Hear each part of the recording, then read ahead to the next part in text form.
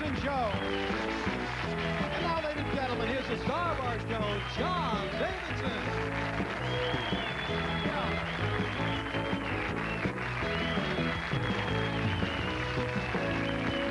I'm a little too excited today. I better calm down. Perhaps I say that every day. Today, I really mean it. 3 of the biggest names from the world of entertainment are on our show today. 3 great personalities. What do they have in common? We always have to have a theme. We try to have a theme on our show. They all, well, let's start from the top. They all have red hair. They're all redheads. When you think of redheads, what do you think of? Give me some names, everybody. Just yell it out. Yes, you think of excitement. You think of what else? You think of dynamic, electric, vivacious, all of that. They are all of that and more. Are you ready? We have television's favorite redhead, Lucille Ball.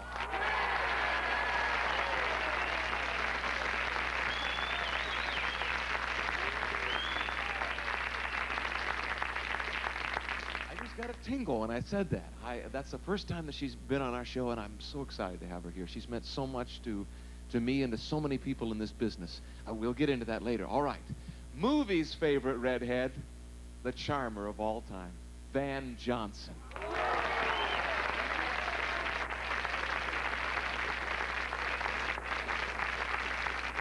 Now, you might say, well, that's enough, John. That's okay. That's all we need. Wait a minute. Opera's favorite redhead, get ready, Beverly Sills. One thing you can say about bringing together these people, now that's entertainment. The clown with his pants falling down, or the dance, that's a dream of romance, or the scene where the villain is mean, that's entertainment. The lights on the lady in tights, or the bridge bride with a guy on the side, or the ball where she gives him her all, that's entertainment. Down the bottom, maybe hot, simply teeming with sex, a gay divorcee who is after his ex. It can be out of his Rex, where a chap kills his father and costs a lot of bother. The clerk who is thrown out of work by the boss, who is thrown from loss by the skirt, who is doing him dirt. The world is a stage. The stage is a world of entertainment. It might be a fight like you see on the screen, a swan getting slain for the love of a queen. Some great Shakespearean scene where a ghost and a prince meet. Everything ends in mincemeat. The gang may be waving the flag that began with a Mr. Cohan. Hey, hooray, the American way. The world is a stage. The stage is a world of entertainment.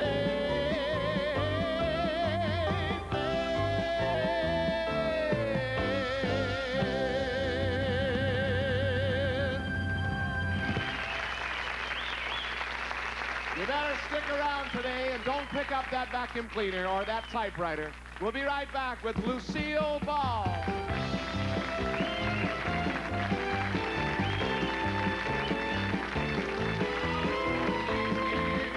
What would you do if you had $1 million? Well, start thinking. If your salary is $25,000 or more, you're going to earn more than $1 million in your lifetime. $1 million. How much of it you keep and enjoy depends on the decisions you make about your personal finances. Decisions that could mean college for your kid, the good life for you, a worry-free retirement. But make the wrong choices, and you could see your money fly away. Here's something to help. Money Magazine. The magazine that's all about your money and how to make it do more for you. Money isn't about world finance. It's about how you can get more out of every dollar you invest, spend, or save. Money is about cutting your taxes in ways even the IRS will accept. Money is about your investments and where to put your money now. Money is about your house and innovative ways of financing.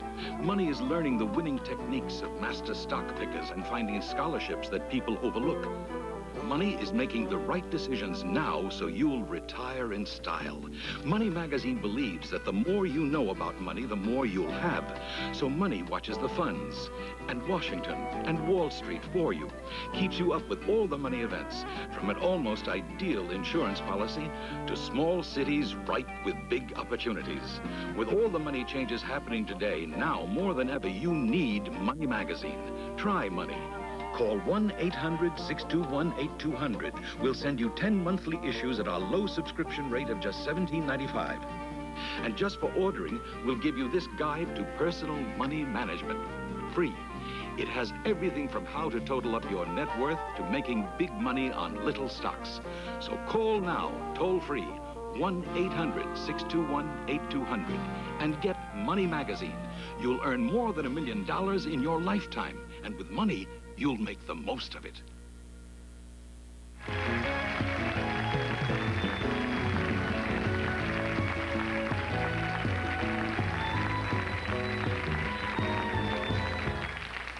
Millions of people the world over will never forget the heart that held the title of one of America's great television comedies. When that came on the air, everybody scattered around the television set. The show sometimes got a 70 share. 70% of the country was watching I Love Lucy many, many times. Has never been off the air since it first aired in 1951. After 179 episodes, the Ricardos and the Mertzes became more than our friends. They became part of our family. Who could ever forget Lucy making the commercial for it? You remember that Vitamita Vegemins? Remember that? Or, let's take the day she and the Mertzes tried to decide to make a few extra bucks by raising chickens. Do you remember that? Boy, did they raise them. Then, of course, there were the countless times that she tried to get into Ricky's nightclub act. She was always trying, there she is, always trying to get in there somehow. But through it all, that redhead found a special place in our hearts, and she's with us today. I'm so proud to welcome to our show, Lucille Ball.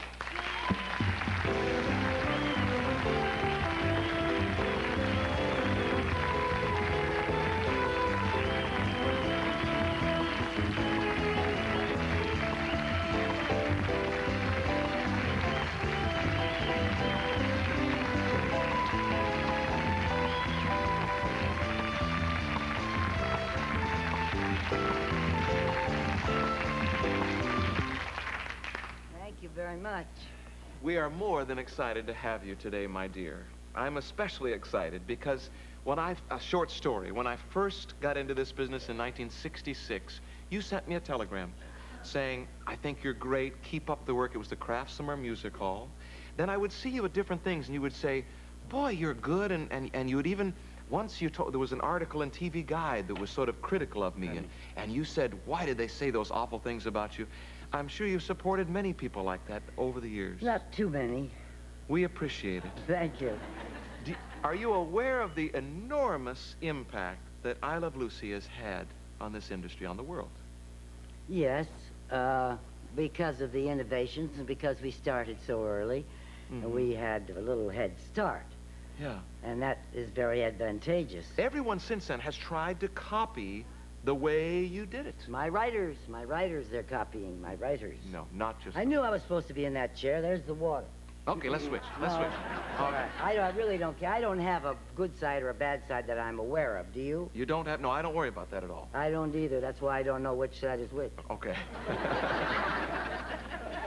I Love Lucy all over the world. That means you're translated into Japan, to 79, 82 countries. I don't know. There's a new country every day. And I Love Lucy goes there. Little pieces become new countries. Yeah. So I don't know how many languages now, but it's over 80. Why is it so universal? Why is it funny to everybody? Well, the block comedy scenes are easily understood. No dialogue at all. And the situation, the predicament that I've gotten myself into is pretty evident early. And the writers were always very, very good at having a beginning, a middle, and an ending that was happy. That's important to people who would like to forget about the world's miseries. So there's always a happy ending, that's right. There is a happy ending, and it was the marriage of two married couples, 2 generations of married couples. So there's identification there. Also, the fact that we, sorry you asked? No, I want you to say. The other is the financial. Economically, we kept ourselves within the middle-class range of a great many countries. There are some countries, of course, that don't have any middle class. But in this country, I certainly didn't want to be like a Hollywood couple. Sure. A typical Hollywood couple. Even in this country, they think that typical Hollywood couples have no problems. We know different, don't we? Yes, we do. Yeah. But, so I wanted to be economically a little short always, so that if I needed anything for the kitchen or a new stove or new this or a new fur coat on my, new collar on my coat, I'd have to write a whole show about it. Yes. I've been so impressed recently with shows like Laverne and Shirley. All the situation comedies are doing bits that you and Ethel did there for so long. Well, they're using the same writers, but then... What is that you're doing there? I'm pulling up a strap that I'm going to... Lucille Ball doesn't have straps that fall down. Yes, I do. I don't mean they're using the same writers, but even when they wrote for us, we were copying other people. I didn't know it at the time, but we were doing Laurel and Hardy. We were doing Chaplin. We were doing famous comics that I knew nothing about. Yeah. Do people have the same reaction to you that we have backstage? What was it?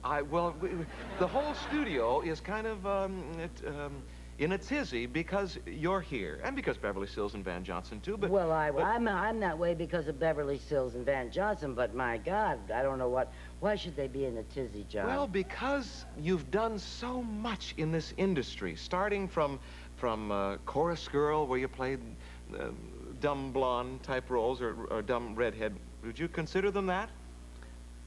What? The roles that... Dumb or redhead or blonde? Well, playing... I was a dumb blonde type when I started, yeah. Wisecracking, what I called the lay a gag and run type. You know, always laid out a smart line and you made an exit, you know? Yeah. That was about my style and all I ever got to do until after I did stage, well, it started with Stage Door, and then I finally did a picture with, God bless him, Henry Fonda, and... that was a breakthrough, wasn't it? Yeah, what the hell was the name of it? Big Street. Big Street, yeah. And then, showgirl I started as, not a pony, not a dancer. Yes. And the only show business I ever knew was pictures. I tried to get into show business in New York, and we won't go into that. All right. I never made it. Vaudeville was dead, and I didn't know it. Right. I didn't. I want to go into that in our second segment. Well, I won't go into it. All right, okay, then we'll see. The 50s were a real turning point for you in that 1951, along came I Love Lucy. Television. And television got your comedic sense together, would you say? Well, I had bits and pieces of domestic comedy in some of the pictures that I had done. And when they asked me what kind of a television show I would like to do, because after all, this was new to even the networks and everyone, and most people in pictures shunned television. Yes. And said, what do you want to go into that for, whatever that is? Yes. I said, well, we want to go into it because we want to stay home and have children, and we can't have children long distance. Did you ever find that out? Yes. You can't do it by phone. Can't phone No, it. can't phone it in. So we went into television and had, I forgot what you asked me. I said, what I'm getting around to is that right before you started the show, Desi Jr. was born just several weeks before. No, Lucy was. Lucy was first, I'm sorry. Yeah. Then Desi was born on the air, but it wasn't really Desi. It was... Yeah, it was really Desi that was born. Oh, it was him. No, I mean... And you had 2 children while you were doing this series. How did you raise these kids and do this... Quickly. Very easily. I had my mother to help, and I had other help, and I had them around me for long, long weekends and very long vacations. We wrapped our work around our children. So you can do that until they go to school, remember? That's right. And then they're gone. And then you're waiting for them all the time. That's right. We're going to take a break. When we come back, I want to go back to some of the early times, find out more about Lucille Ball. Right after this. We'll be right back.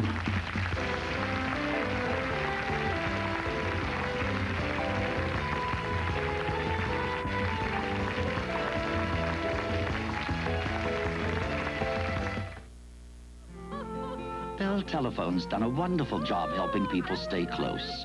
You've seen those reach out and touch someone commercials. We at MCI thought you'd like to see something they never show you. What goes on when the bill arrives.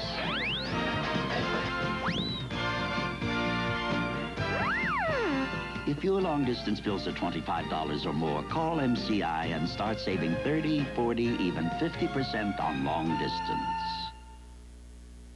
After 45 years in Beverly Hills, W&J Sloan quits. Our lease is sold, and we must liquidate a $7 million collection of the finest famous name furniture, lamps, accessories, and imports ever assembled under a single roof, and at savings of up to 70%. W&J Sloan, Wilshire at Camden in Beverly Hills, yields with a grace to reason. Our loss is your gain. The sale is on now.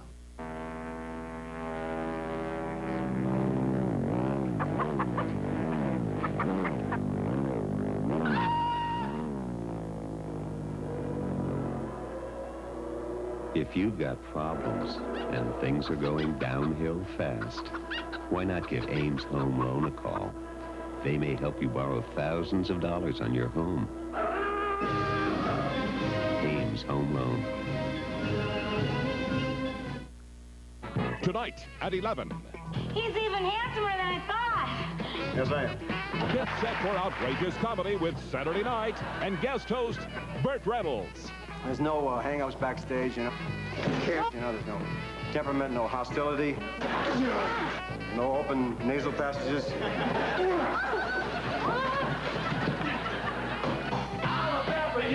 It's Saturday Night, tonight at 11, here on Channel 5.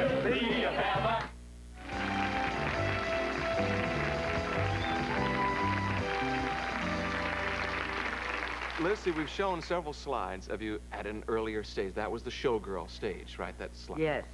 As a child, were you one to jump around the classroom and be the class clown? Yes, I think, I don't know if I thought I was being funny, but I certainly didn't sit quietly. I did anything I wanted to. I got rapped on the knuckles. And see, I went to a little school where you started in first grade and graduated in the same building.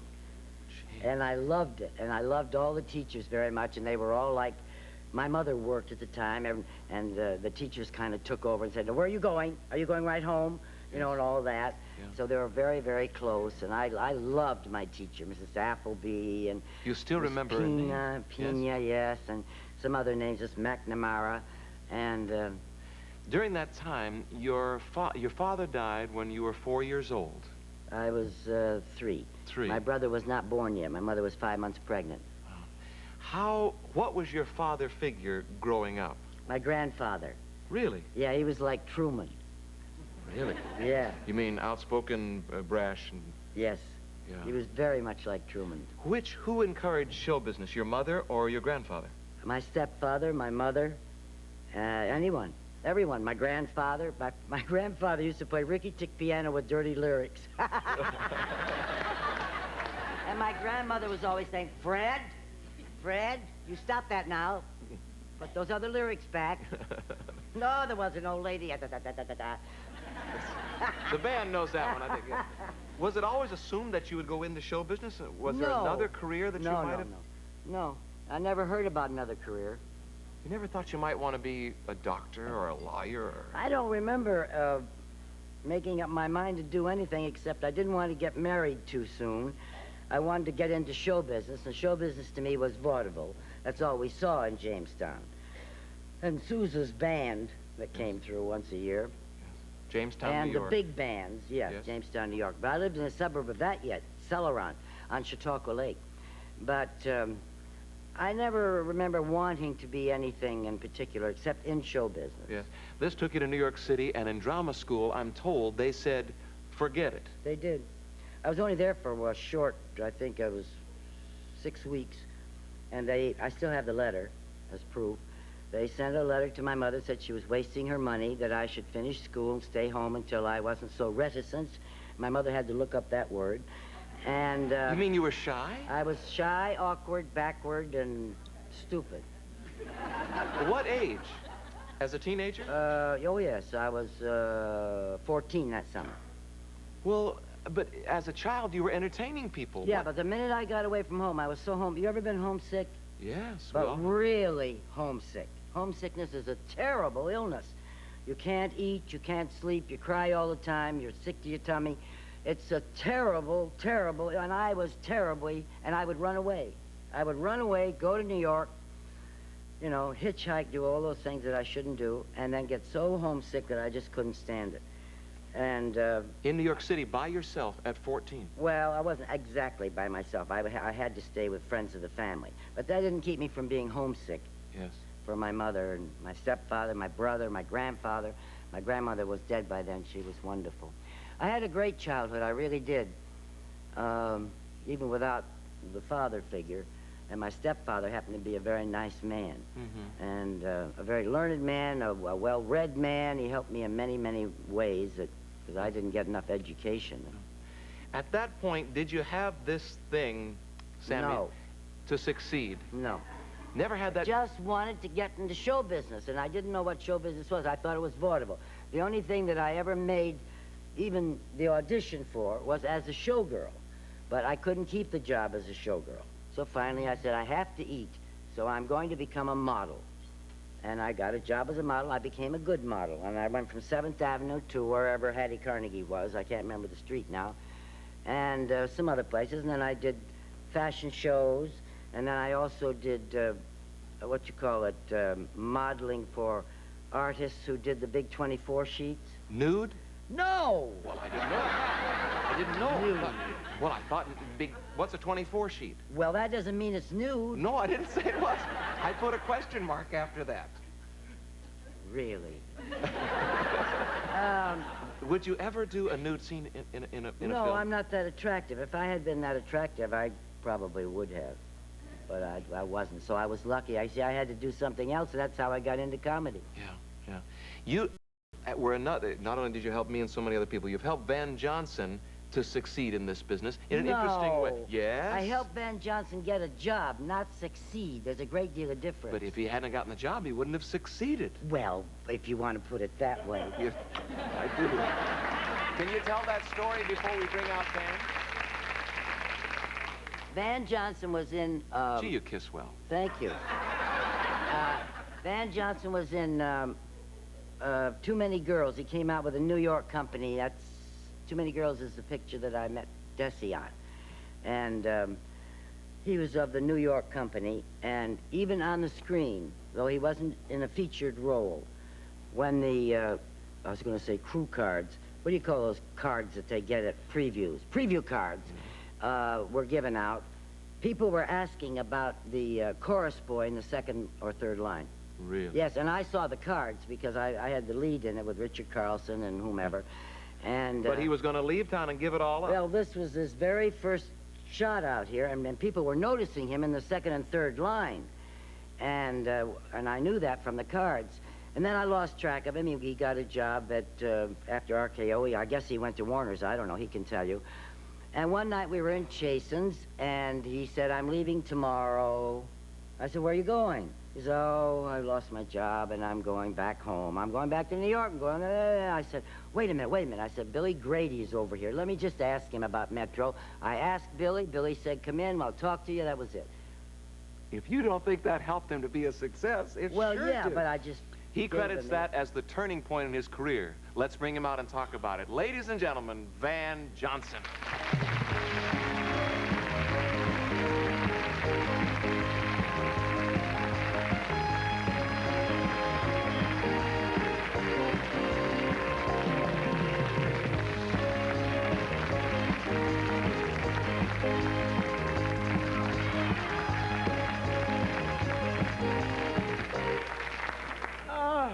Did he wear red socks then? He always wore red socks. Did I? Yes. Even back then? Well, maybe not way back then, but later on when I saw Van, and he was doing all right. He had on red socks always. And I remember I went to London years later. He was still wearing the red socks, and he was, what was the show, Van? Music Man. Music Man. And I enjoyed it thoroughly, but I kept saying to Gary, I can see his shorts underneath his white pants. No. For heaven's sake, doesn't he know those striped shorts are showing? And so I went back and I said, Van, really, about your shorts? He said, what about them? I said, they show. He says, I know. So that's Van Johnson. Red What's Sox it and- like being on the show with two of Hollywood's favorite redheads? Oh, I haven't slept all night. Oh, No, I'm always very nervous about seeing Lucille and meeting Why? Beverly again. Because you played such a big part in my life, and I never want to let you down. I introduced you to Billy Grady, and how could you be letting anyone down on this show when everybody loves you? Oh, thank God. Victor, we have to take a break and why? We're on a pause, and we'll be right back. We need this so we can play for the Red Sox.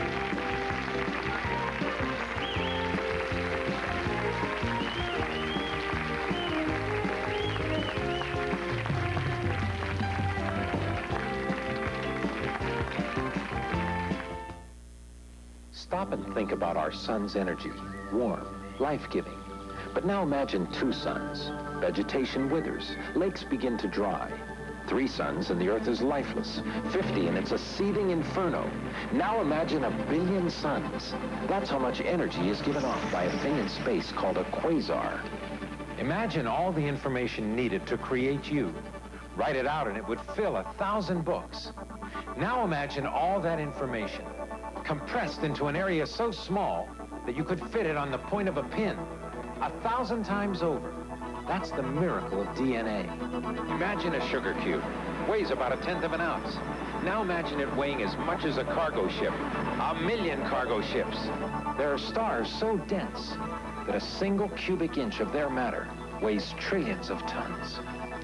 Here's a 1-year-old. Suppose I could travel in a spacecraft near the speed of light. By the clock in my spacecraft, I return an hour later. I'm an hour older. But I'll find that the baby is now an old man. That's what Einstein showed. Where can you learn about wonders like these in a way that you can understand? Discover, the science magazine for non-scientists from the publishers of Time and Life. Discover will show you science's wonders and every unexpected finding. Help you understand ecology, energy, medical breakthroughs, all the ways that science affects our lives and expands our imaginations, from ghostly atomic particles to the miracles of your body and mind. Here's a special offer. Call toll-free 1-800-621-8200. We'll send you a year of Discover. 12 monthly issues for just $19.95. A $4 savings off the cover price. Call now and we'll also make your first copy free. You'll get 13 issues instead of 12. So call 1-800-621-8200 and discover what a really amazing universe you live in.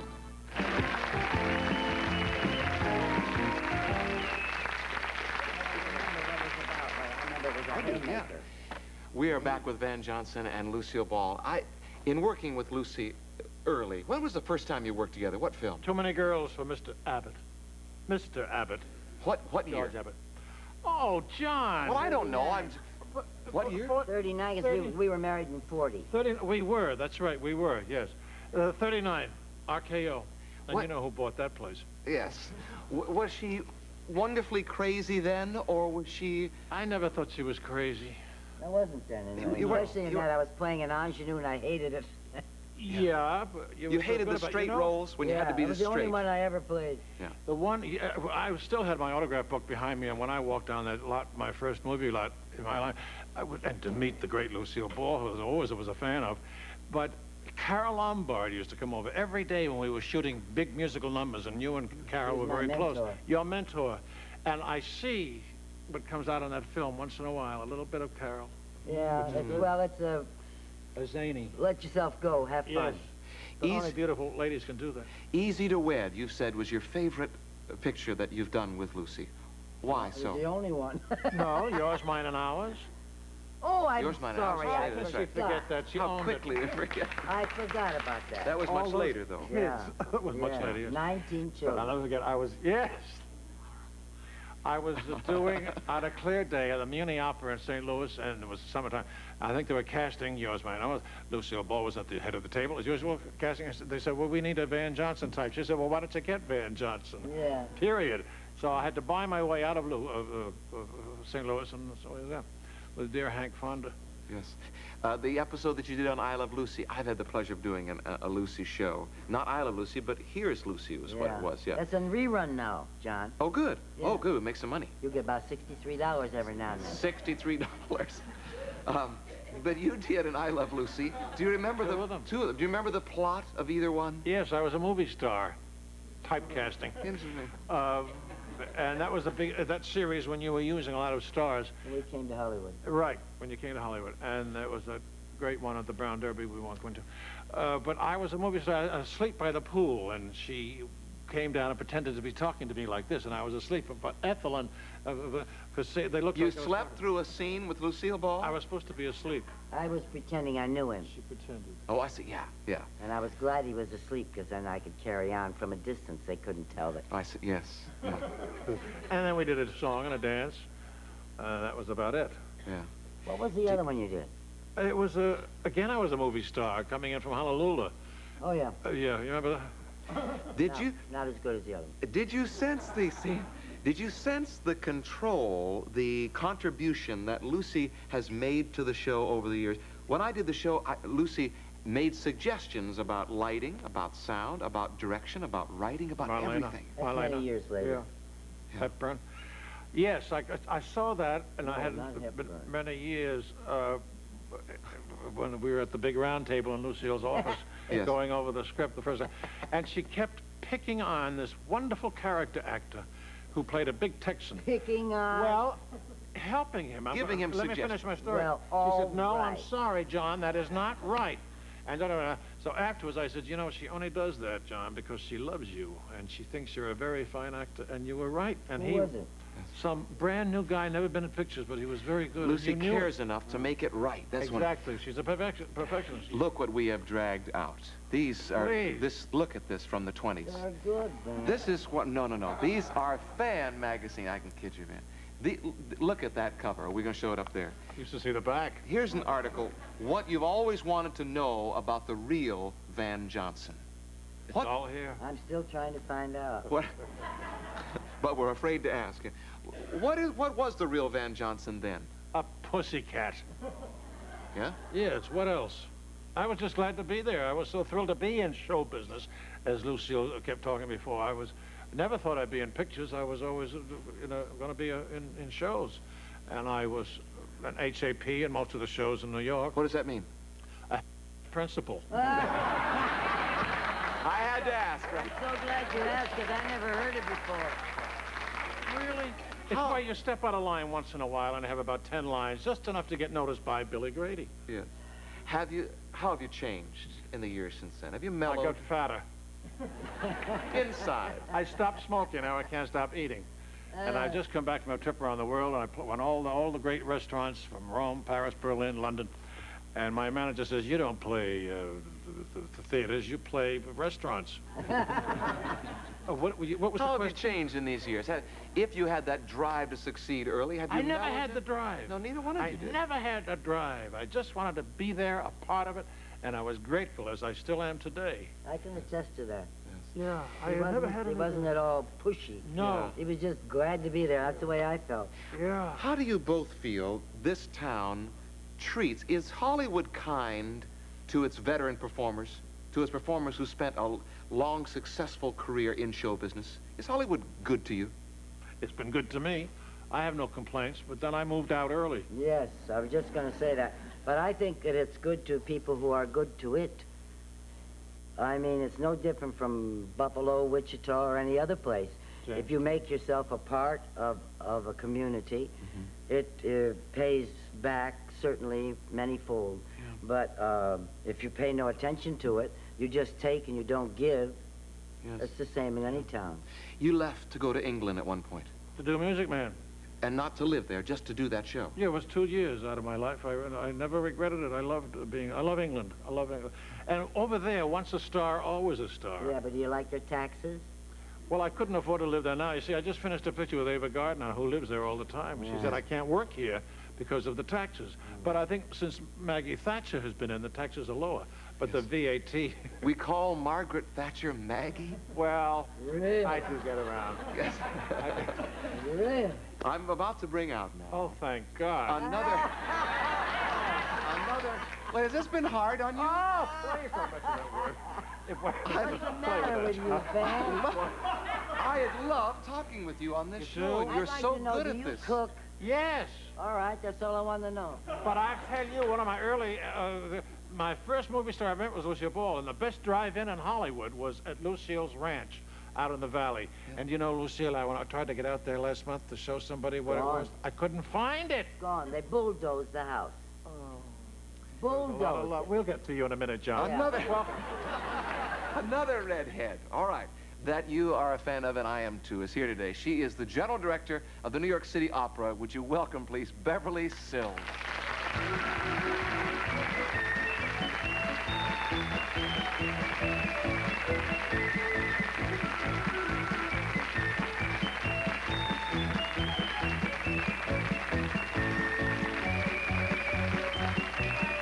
Beverly Sills, Van Johnson, and Lucille Ball, right after this.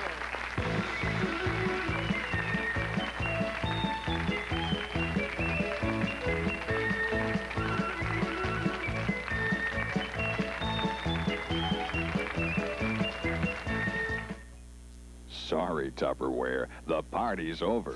Now you can get top quality food containers without going to a party and for a lot less money. Introducing VacuFresh.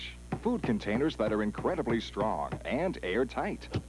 Watch. This powdered grape drink mix has been submerged for 5 hours. The water is still crystal clear, and the powder is as dry as desert sand. Amazing? Well, look at what you get.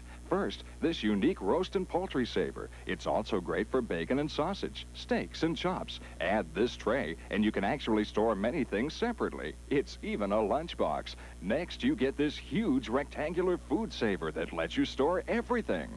You also get this combination celery crisper and spill-proof juicer. Don't panic. This is VacuFresh. Next, you get this salad bowl and lettuce crisper. How much would you pay for these fantastic containers? Wait, you get 12 more in every shape and size. They hold everything. Each container comes with a famous Easy Lock cover. They're so airtight you can actually hear them. Fantastic? Well, we'll also give you this moisture-free sugar dispenser. It automatically measures 1 teaspoon. Change tops and you have a drip-proof syrup dispenser. Plus, you get this complete set of measuring cups on a handy wall rack. Every piece of VacuFresh comes with our amazing lifetime guarantee. If any piece is ever damaged, we'll replace it free. You get everything, all 47 pieces for the incredibly low price of only $29.99. Here's how to order. COD and credit card customers call toll-free 1-800-228-6565 or send $29.99 to VacuFresh, Box 15263, Los Angeles. You get the complete set, all 47 pieces. If they're not the best containers you've ever used, return them for a complete refund. Order yours now.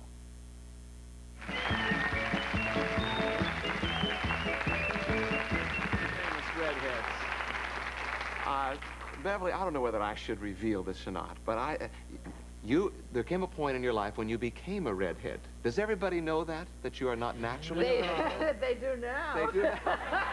Well, but I bring it up. The way I bring it up because I think it's a funny story. How you became a redhead. Have you ever heard that story, Ben? I thought she was a real redhead. Well, I am. Sort of. I think redhead all the time. But tell that story. Well, what happened was I went out on tour with the Schuberts when I was 15. And there was a society called the Gary Society, which was the Gary Society. Prevention of cruelty to children. Animals. And children. And since my father didn't approve of my going on the tour, he wouldn't let my mother come. So Mr. Schubert, by law, had to get a chaperone for me. And it was her job to see that I got on the stage and arrived and was escorted home and went to bed at the right hour and everything. And it was also her job to do my hair. She, at that time, used to dye her hair blue-black because everybody had blue-black hair in those days. And I was using a tar soap to keep my hair, at the time it was blonde. Tar soap it was called. And this lovely chaperone had 2 weaknesses, gin and airline pilots. And on this They don't mix. Well, they did that night, and when it came time to do my hair, we had this big joke that one day how she'd mix the dye, and, you know, and she did, and I got my hair streaked blue-black with the occasional blonde in it. And she went into a panic and sobered up immediately and ran out and got household ammonia and stripped my hair, and it turned chalk white, because in those days they didn't have the nice stuff they have today that you can fix up anything. Listen to the ladies saying, oh, they know what you're talking about. Well, you see, I called my mother. I used to call every Wednesday, collect, just to tell her I was fine, and this wasn't a Wednesday. Where was she? She was in Brooklyn, and I said, and I was in Grand Rapids, Michigan. And I said, Mama, something terrible has happened to me. And there was dead silence. And my father got on, and he said to me, for God's sakes, what happened? And I said, I accidentally had my hair dyed black. And he said, oh, for God's sakes, wait a minute, your mother fainted, I'll have to pick her up. And then he, you know, sort of adjusted her and propped her up, and there I was with my white hair. And I said, I don't know what to do now. And she said, well, you can't put blonde on white, so the only thing left to do is go get some red. So we ran out to the drugstore and got some red, and that's how I became a redhead. Well, but then it must have grown out soon. Who decided to keep it going? I did. Because there's no question that redheads do have the most fun. Do you think? Oh, yes. Oh, yes. There's no question about that. It's a happy color. It is. But we have to stay out of the sun. Well, you wouldn't know about that. No, I wouldn't know. The real ones do. We were remarking downstairs how that tiny little bud on that table is almost the same color as your hair. It picks up on the screen. It's incredible. Yes. So it's happy like a little flower. Well, whatever happened to that chaperone who went along with you? Well, she got married. I hear from her all the time. Yeah, everything's fine there. Why weren't your folks with you at that point in your career? Well, you know, this is going back, I'm 52 and I was 15, so how many years? 37. Oh, I don't add. Well, 37 years ago, it really wasn't the best profession that a young girl could go in. My father didn't like the idea of my going on stage. Families don't pick up and just go. No, you see... Well, but your mother or your father alone, where was your backstage understand. mother? There wasn't any. In a European Jewish family, as that's the one I come from, I have 2 older brothers. All the efforts go into educating the 2 older brothers, and the girl, if she's lucky, gets married. If she's not so lucky, then she can always become a school teacher, because that's the only respectable profession for a young woman. So since I didn't want to teach school and was determined to go into show business, my father just wasn't going to have any part of it. And he wasn't going to let his wife go off on tour with me, and it was as simple as that. Did you face that same thing from your mom, saying, don't go into this awful profession? No. Was your mom in the business? No. No, Dee Dee. No, Dee Dee played piano, and just for her own amusement. Yeah. And as I say, my grandfather played Ricky Tick Dirty. And that was it. No one. But it was okay to go into show business at that Yes, point. they Was she encouraged American-born, me to... your mother? Pardon? Is your mother American-born? Yes.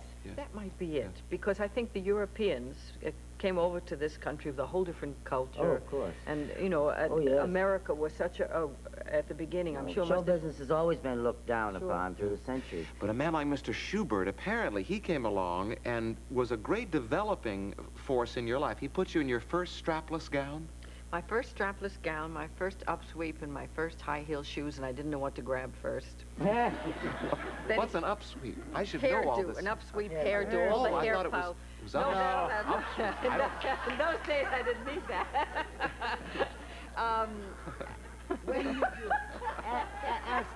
When did you become an opera singer? When did I become an opera When did you go from the light opera circuit of the Schubert to going opera? My father and I reconciled when I was 16.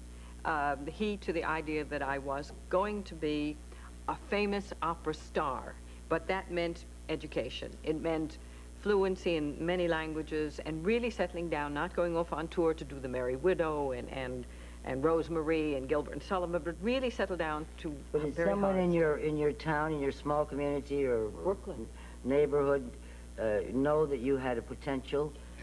Well, you know, my mother, when I was very little, brought me over to Major Bowes' amateur hour, and I won.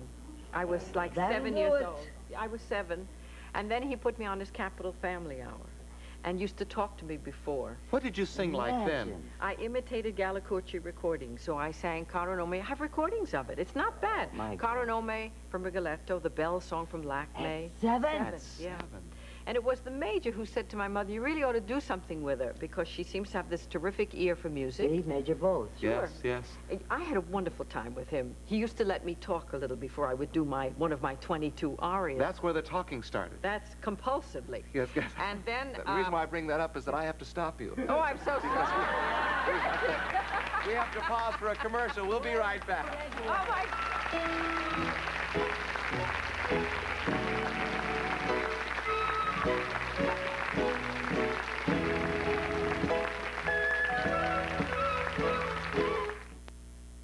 For 3 days only, you can save $1,000 on a mink jacket.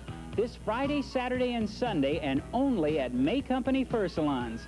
These mink jackets are just $1,299, designed from superb female mink peltries. Save $1,000 and choose from silky Emba, rare quality natural Lunarain, Kohinoor, or rich-dyed ranch mink. All of our other precious furs will be marked down for a limited time, too. So come into May Company's Fur Salons this Friday, Saturday, and Sunday and save like you've never saved before. An irresistible force and a dazzling musical legacy come together in a stunning Broadway explosion of music, song, and dance. Don't be a thing if it ain't got that swing.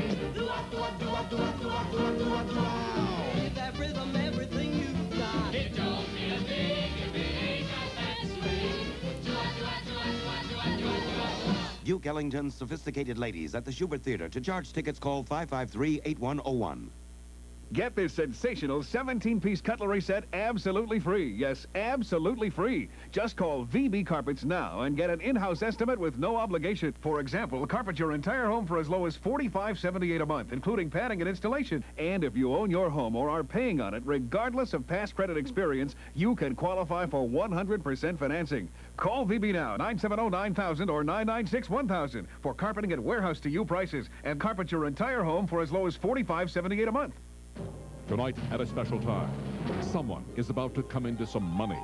I'm gonna track this guy down. Then what?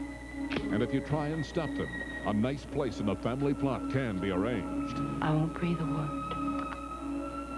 William Devane and Karen Black Now we'll have to eliminate these two ourselves. are making room for Bruce Dern and Barbara Harris in The Family Plot, complete and uncut, tonight at 7:30 on Channel 5.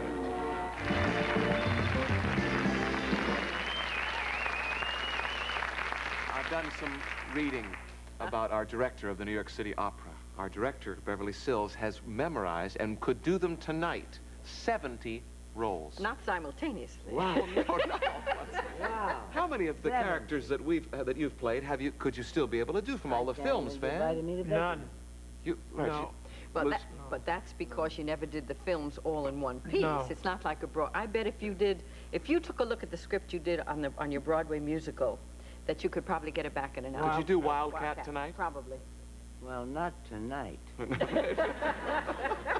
Tomorrow morning. All right, let's take some of the roles and go through them, all right? Yeah, well, the amazing thing about going through these roles is that even though you're the director of the New York City Opera Company now, it took you 9 auditions to make it as a singer in the company, to play these roles. Yes. Well, that's because I had this peculiar concept about what opera stars should look like.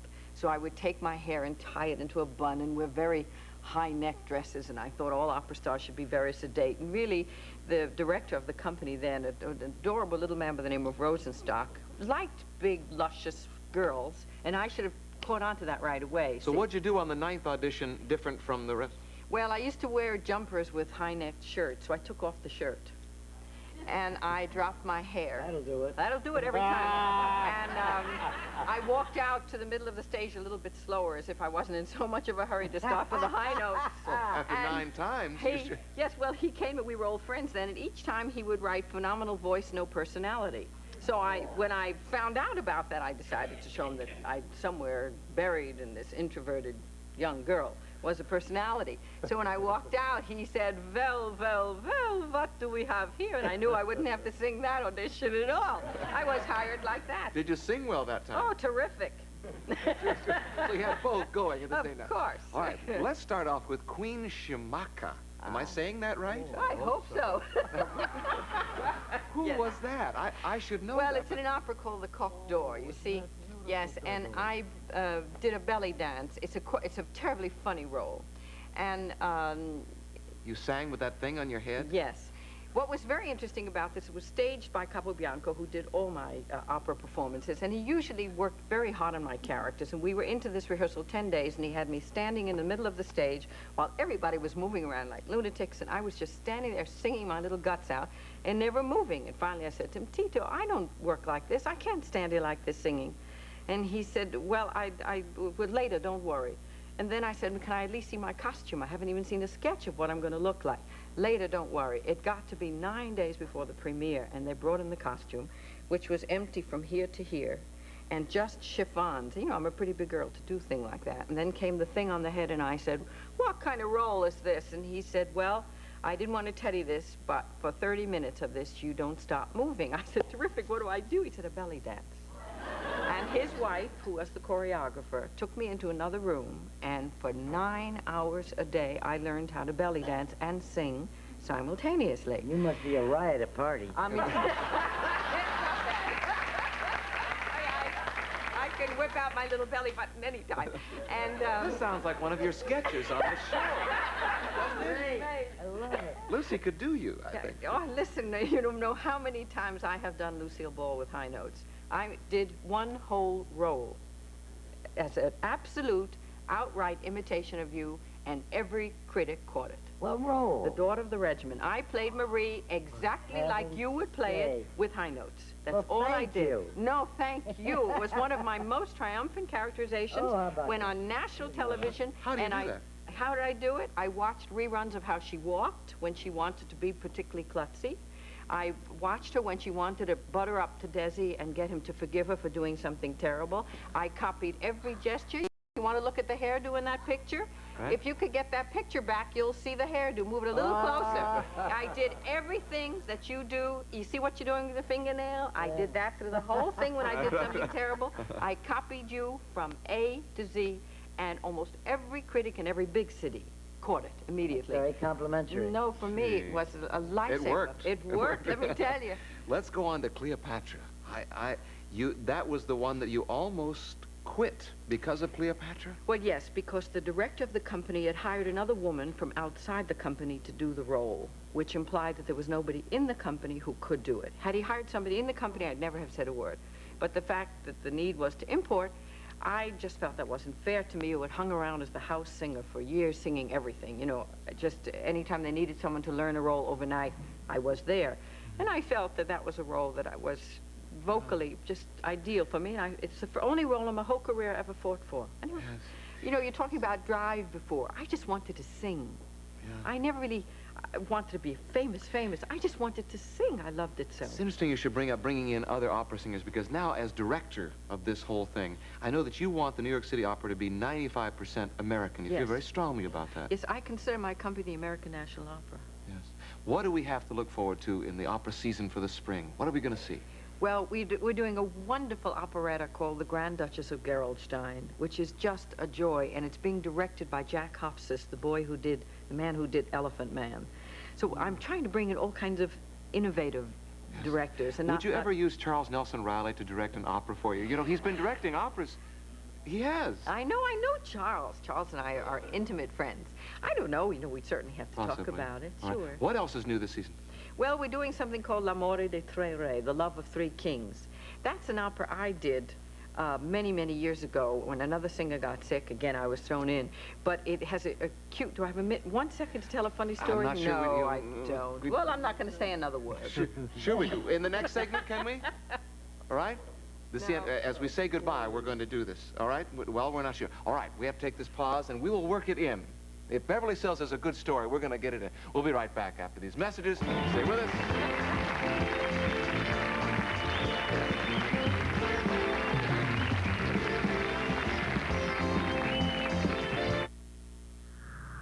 Why did Pat the parachutist stop chewing Carefree and start chewing Jewel's sugarless gum? Jewel's taste better.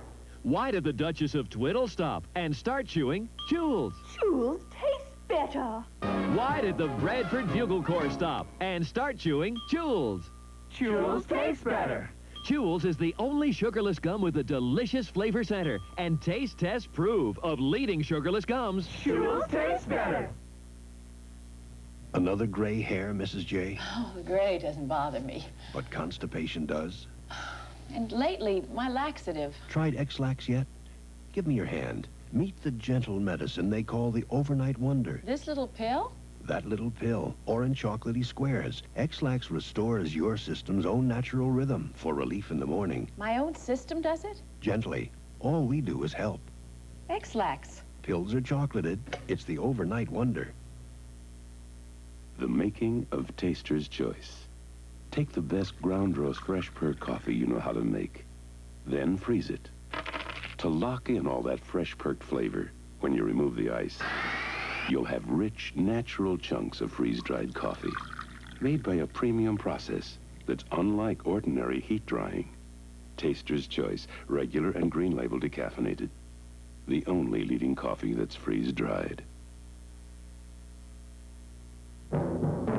Here's news for anyone who's hit with a virus cold. If you want more help than Comtrex, there is something better. Viromed tablets. Viromed does more, relieves more miseries than any leading cold remedy. Viromed relieves nasal congestion, runny nose, cough, aches, fever, even chest congestion. Yes, there is something better. Viromed tablets. It's strong medicine for virus, colds, and flu. Viromed relieves more miseries than any leading cold remedy.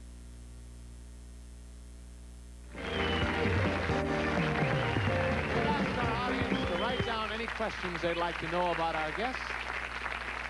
And I have their cards here, and I'm dying to let you know what they would like to know about all of you. Why? Listen, why? Aren't you going to sing? Oh, I'm going to sing later. Yeah, don't worry. Dear Mr. Gable. All right, Ben, they want to know, what do you think is the most noticeable change in today's movies? They cost more. I don't go to the movies anymore, John. I'm too cheap to spend $4 in New York to see somebody's bare buns. That's the thing. That's the thing. All right. To all of you, you all seem to live, I can't read the writing, you all seem to live such hectic lives. How do you relax? Hectic? What hectic? Hectic? Show business? Oh, no? Traveling on the planes, maybe. Going to all those restaurants? Well, oh, that's not hectic. That's fattening. Ben, you paint. But I got off the Concorde. I went over to Rome. They flew me over to talk about a picture in a miniseries in Rome in January. And I flew back, but then that's when I got the call to come out here. And you paint? Paint every day of my life. And you had a private showing just recently in New York City? Yes. Well, no, it was at Nantucket, not Martha's Vineyard. Sorry. At the Lobster Pot Gallery a year ago, 38 paintings that I sold. I didn't want to. I didn't need the money. I don't mean that. But I'm sorry I did it because it was very traumatic. Once you see those paintings go off the walls into somebody's station wagon into the fog of Nantucket, and you'll never see them again. Not they're not going to put Grandma Moses out of business, but I like to have them.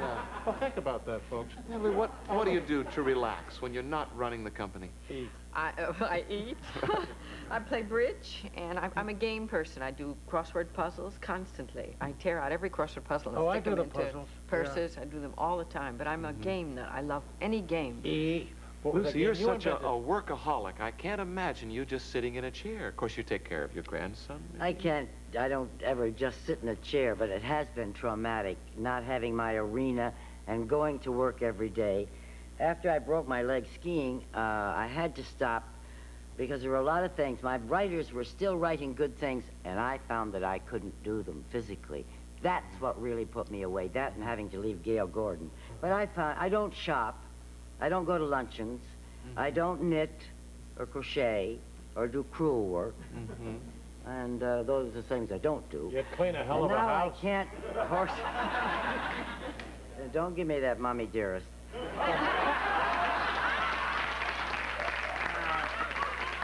I do clean. I clean as therapy. I think Beverly will understand that. I clean out closets when I'm very, very upset. I can clean a house from top to bottom. Really? Yeah, well, a lot of people can. Yeah. Without putting you on the spot, how many homes do you have? Places where you can live? When we moved from the ranch, we moved into Beverly Hills, and we also built a home at Thunderbird in Palm Springs. And the Snowmass I'm talking about is a condo building in Snowmass. But there are 3 places that you have to manage as the matriarch of this family. Yes.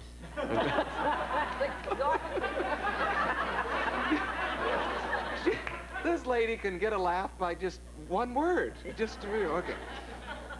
I think she's getting tired talking about taking care of all this house. Beverly, do you miss performing?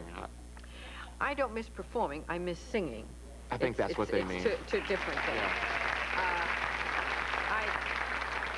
I don't feel the need to get up in front of an audience anymore, but I just miss the discipline of getting up every morning and knowing that my coach is coming and I work out my 2 hours and go through. I don't do anything. I haven't sung a note since I retired October 27th, 1980. Not a note. Not a note? Nothing. Give me a B flat. Give me a B flat, John.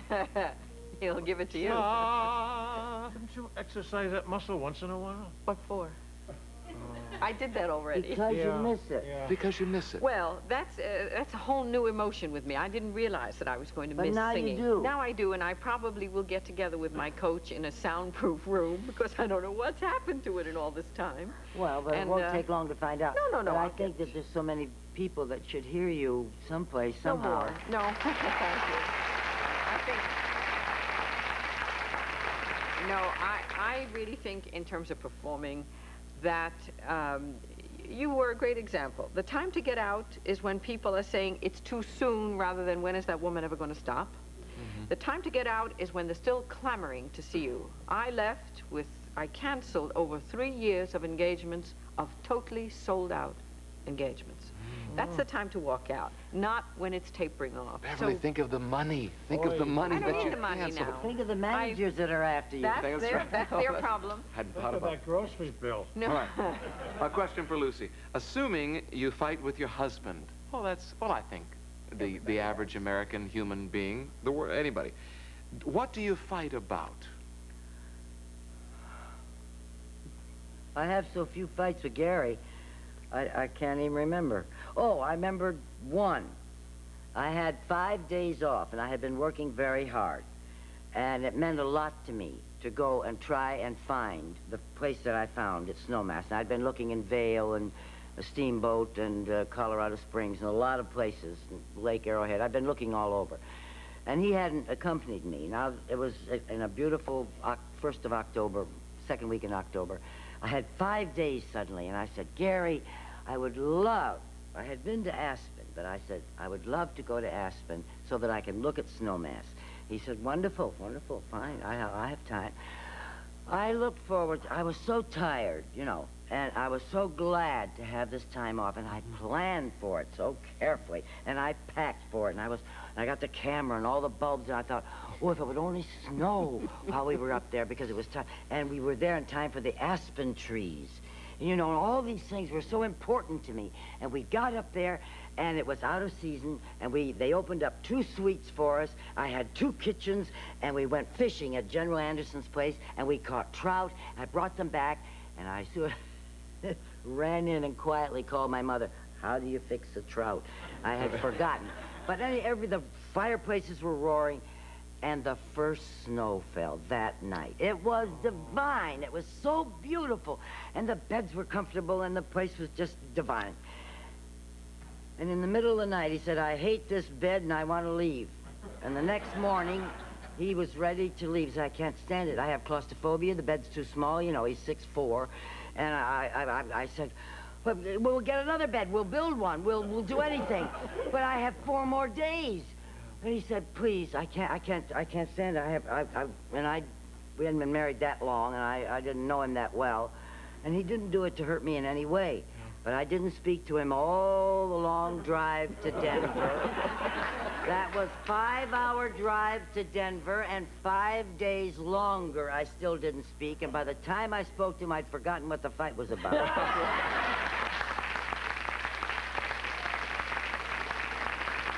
Now, if you ask about the other husband, which you're not going to... No, that's all right. I got plenty of those stories. All right. Wait, there's a card here that I want to make sure I got Made to. you nervous, eh? Here, yes, you did. Such a wonderful story. Beverly, what role has your husband played in your career? In my career, none, except being supportive. My husband is an outdoorsman. He would have been happy to be with you fishing, and he'd have shown you how to do the trouts and everything. My husband is a huntsman and a fisherman. And a good cook. And a marvelous cook. And his main role is that he's been very supportive and very proud that I was a singer, and I think kind of relieved when I stopped being one. He's also kind of a tattletale, because you know what he told us today? What? This is your 25th wedding anniversary. Yes, it is. We have some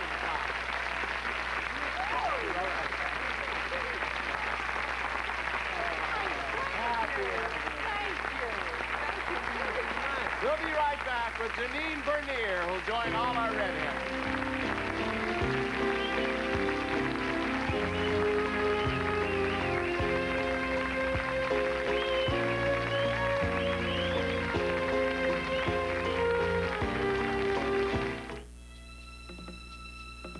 If in all the world you could have only one source of news and information, what would you want it to be?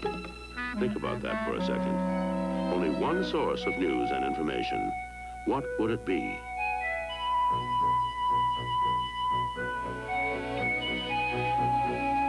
If you say Time magazine, you're not alone. More than 29 million people all over the world turn to Time's lively pages each week to catch up on what's new and what's news everywhere in every field. With writing so fresh and pictures so colorful, you enjoy every minute and start looking forward to the next issue. When? Time is back again with the latest books and movies. What's happening with sports, business, and people? And what may happen next? In all, Time gives you 30 exciting departments of news and ideas. And now, Time makes its biggest offer ever. We'll send you 22 weeks of Time for less than 77 cents an issue. That's 22 issues for only $16.97, almost half Time's cover price. So call, toll-free, 1-800-621-8200. Oh, by the way, with your paid subscription, we'll also send you an entire encyclopedia, absolutely free. The just-published Time Desk Encyclopedia. Call 1-800-621-8200. Get Time's new Desk Encyclopedia free. And Time for almost half off the cover price. Our operators are standing by. Remember, Time is nearly half price. And the encyclopedia, all 3 volumes, is free.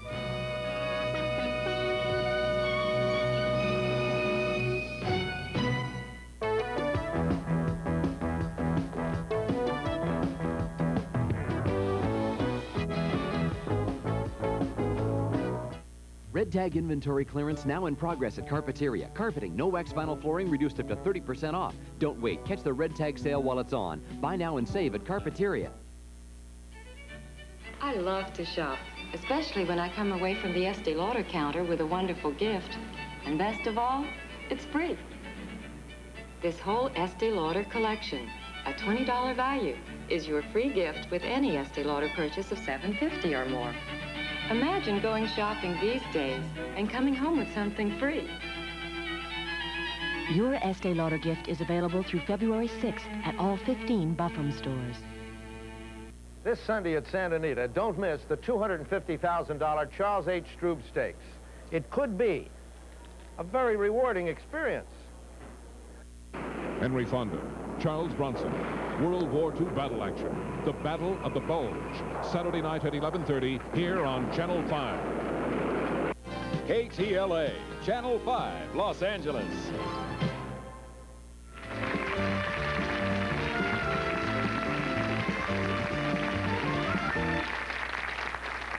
Jeannine Burnier is with us today. She's a housewife. She's a comedienne. She's been here so many times.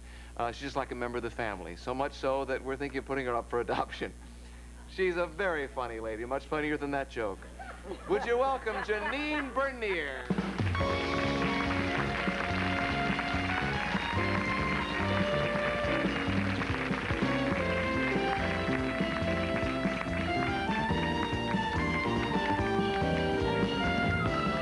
Our show backstage. It's a wonderful show. It's a wonderful show, except I had thought the flowers were for me.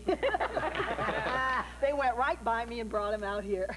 We've just been talking about music. I don't know that you've ever had music in your career. Yes. Yes? I studied at Juilliard for 3 years. I was there on a hockey scholarship. Yes, I have what they call a legitimate voice. Yes? Which means at the time I took voice lessons, my parents were married. You'll have to go faster. All right. Do you play any musical instrument? Yes, people are always surprised to find out about that. I play a jazz triangle. No. Yeah. Well, it is kind of a specialty. There aren't a lot of us jazz triangulars left. It's expensive being a musician. You know that, don't you? No. Oh, it is. It's very expensive. I couldn't even afford to buy a triangle. My triangle was an old G-string that I had cast. It's true. Cast is the past tense of chaste. And then the past perfect of being chaste is getting caught. And then the pluperfect is heaven. Yeah, you see, you determine tense by conjugating, and then you determine person by declining. Yeah, although it's hard to follow that, but there's I see that. Yes. If you would decline to conjugate with the wrong person, you could get tense that way. Yes. At home, they're writing this down. They're getting You're it. very It's all slow at this. You'll have to stick around, and later on we'll talk about dangling participles.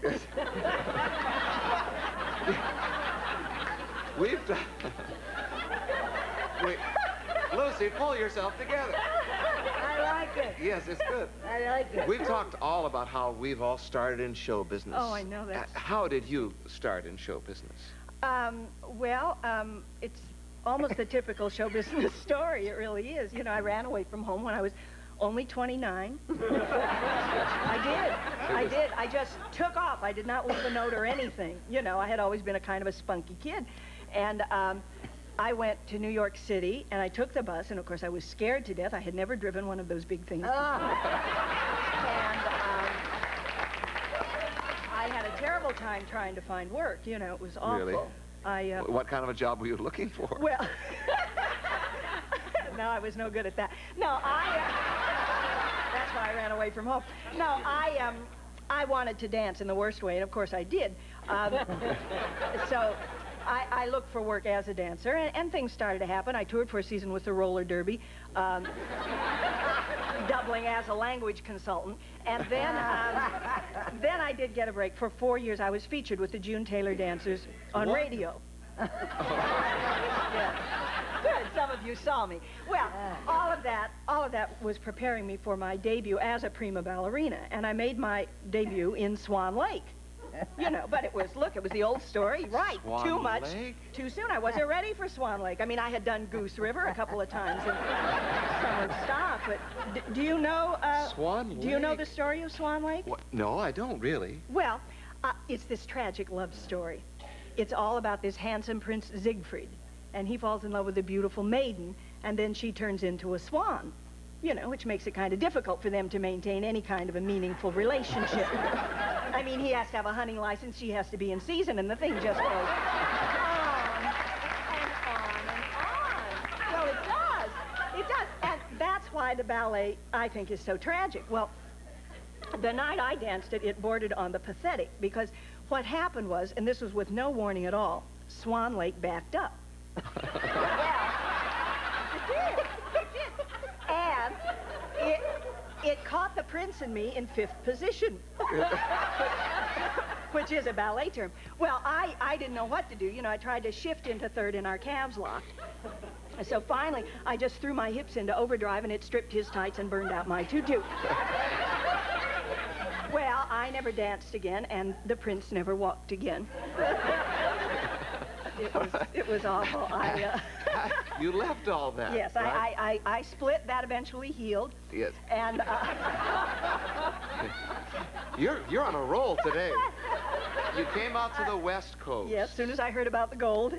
No, I did. I came west, and that was a whole new. Yeah, I worked as I hit the skids. I worked as a stripper for a while. I got the job during a Hire the Handicap drive, and then things did pick up. No, I got a manager. I got a manager. He got me a fight. Then she believes it all. I love it. then I got started on television, and well, I like to mention that because I think they may remember me from television. I played the key role in a very successful series.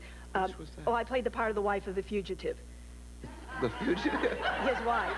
He was always running. Yeah, she was on the first night and she got killed. That's all right. Gee, in Grand Rapids, that's one of my biggest jokes. I forgot that he was, yeah.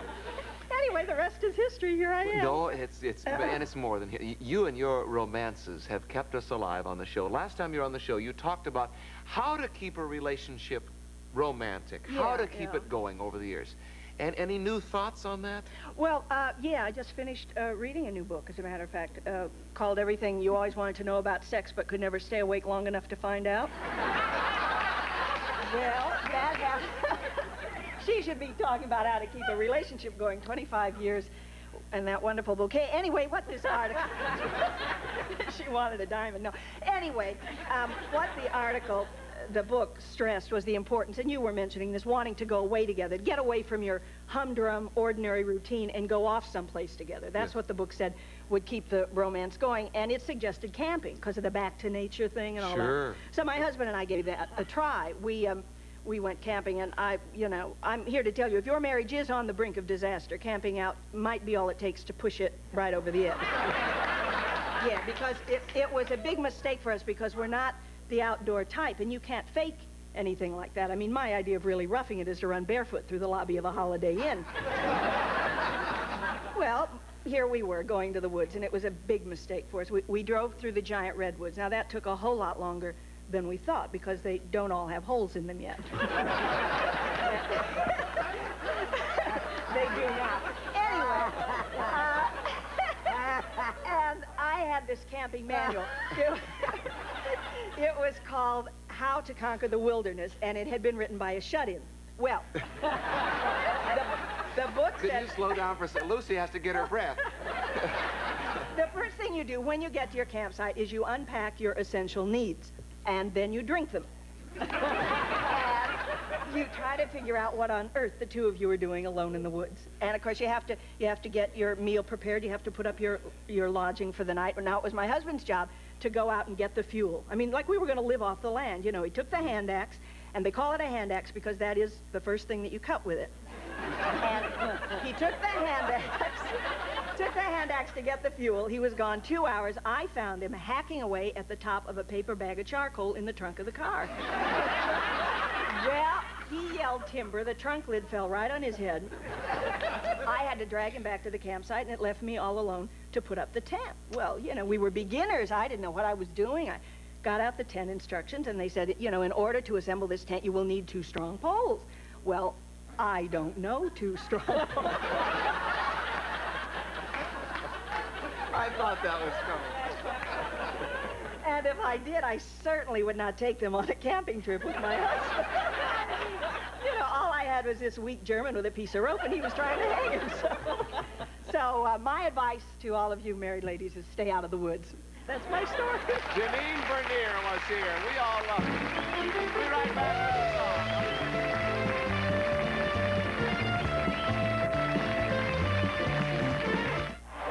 What pay TV service brings you exclusive live coverage of the Dodgers,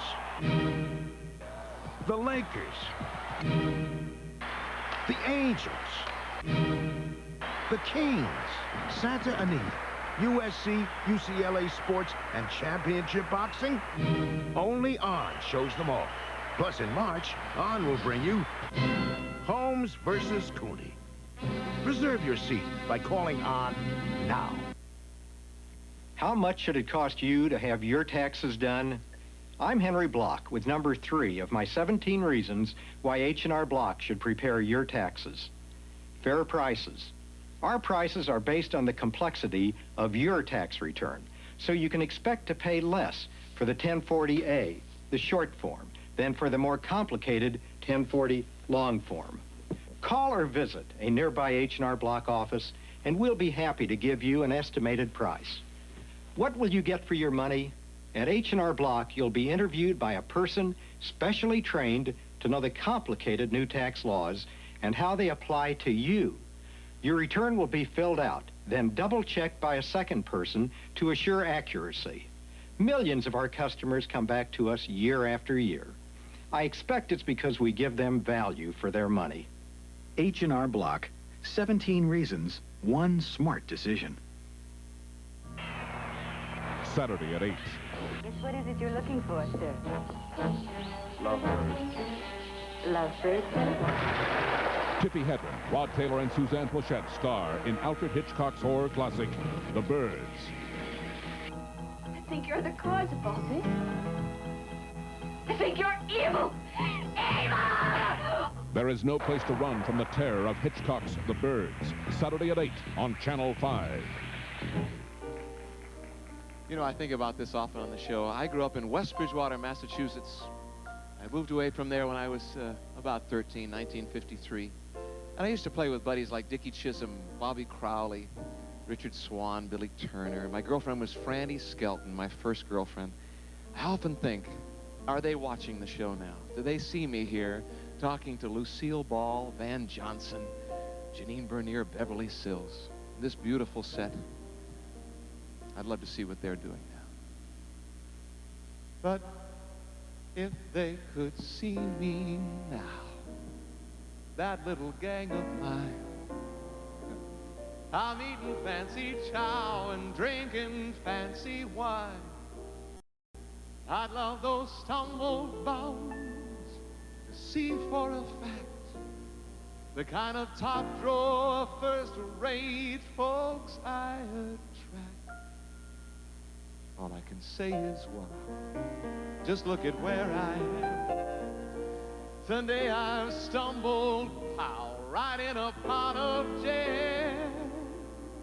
What a setup, holy cow, they'd never believe me if my friends could see me now. If they could see me now, that little dusty group traipsing round this $1 million chicken coop. I'd hear my buddies saying, hey, Hammy, what gives? My middle name is Hamilton. He used to call me Hammy. Hammy. Tonight it's living like the other half lives. To think the highest brow, which I must say is she, could pick the lowest brow, which there's no doubt is me. What a setup, holy cow, they'd never believe it if those friends could see me now.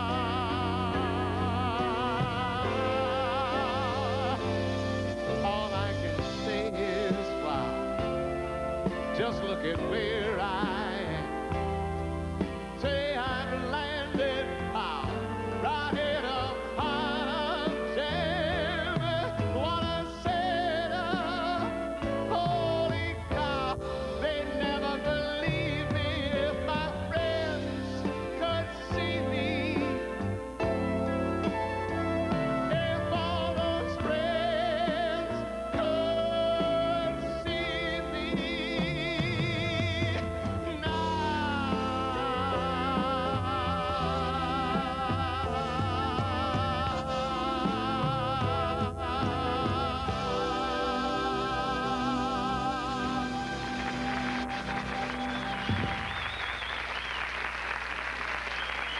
Thank you, and thank you. We'll be right back and say goodbye to all our friends.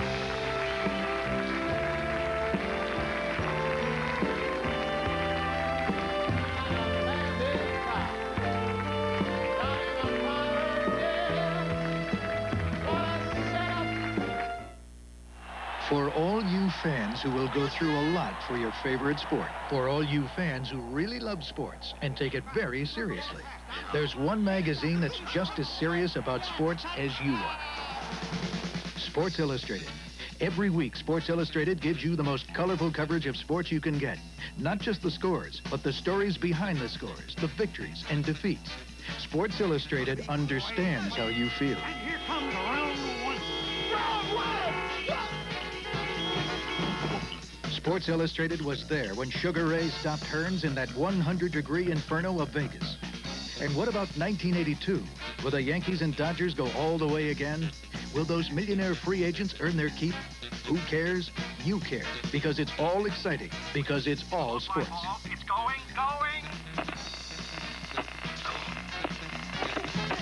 From the 50-yard line to the 18th green, from ringside to courtside, from behind the plate to under the basket, we care about sports just as much as you do. The college games, the pros, the heroes, and the GOATs. Sports Illustrated covers it all every week. Hey, I'm Rocky Blair, and I love all sports, and that's why I read Sports Illustrated. And they've got a great deal for you. 26 issues for $17.77. That's the basic rate of only 69 cents a copy, less than half the $1.50 cover price.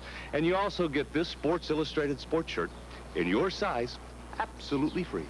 Just call 1-800-621-8200 now and get 26 weeks of Sports Illustrated, including the year in sports. And with your paid subscription, you'll also get a Sports Illustrated sports shirt free. Come on, call now, 1-800-621-8200. Get Sports Illustrated and a free Sports Illustrated sports shirt. 1-800-621-8200. Give them a call.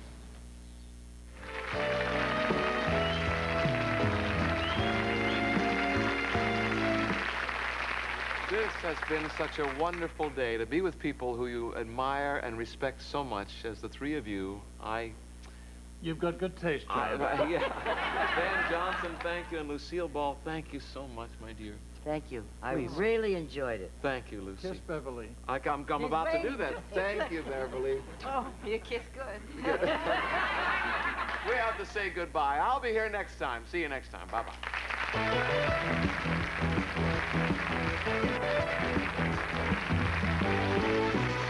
Tonight at 7:30, complete and uncut, Bruce Dern and Karen Black star in Alfred Hitchcock's story of relative intrigue, family plot. Tomorrow at 8, UCLA takes on crosstown rival USC in exciting basketball action live from Pauley Pavilion here on Channel 5. Now, stay tuned for Richard Simmons next.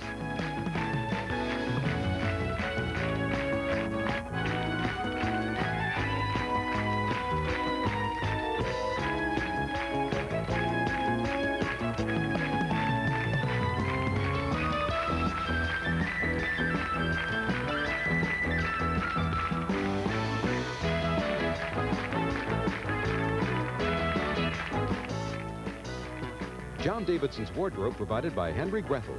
Pontiac's new 4-cylinder front-wheel drive J2000 Coupe, sleek and streamlined with an impressive list of standard features. An exciting new way to take on a highway in style, furnished by Pontiac. The MVP microwave oven from Magic Chef, the combination microwave oven vent hood that rises above the problem of where to put it, furnished by Magic Chef. Be everything you can be with Mary Kay Cosmetics. Skincare and glamour cosmetics presented to you in your own home by trained consultants. Mary Kay Cosmetics, Dallas, Texas. Garanimals, separate tops and bottoms for kids that coordinate by matching animal tags. Garanimals, top value at terrific prices. Quality never looked better. Introducing Arid Spray and Roll-On in a new Baby Fresh scent. Tough on wetness and odor. But Baby Fresh on you. Try new Arid Baby Fresh Spray and Roll-On. This is Jerry Bishop speaking.